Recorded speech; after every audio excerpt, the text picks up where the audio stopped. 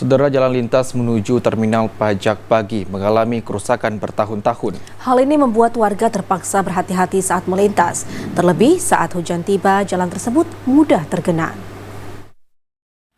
Sejumlah ruas jalan lintas menuju terminal pajak pagi rusak dan berdebu.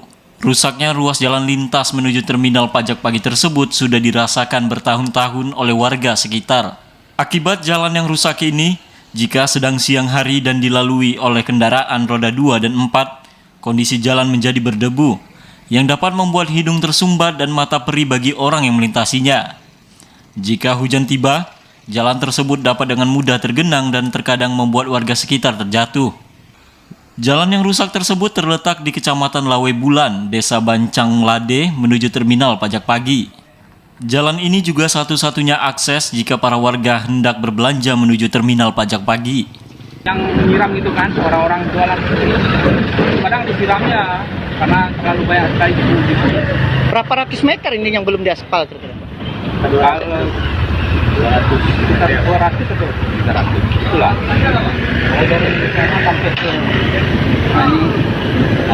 ini memang jalan ini menuju ke jalan terminal pajak pagi Pak. Jadi kalau orang jualan semua lewat dari sini, angkutan semua lewat dari sini.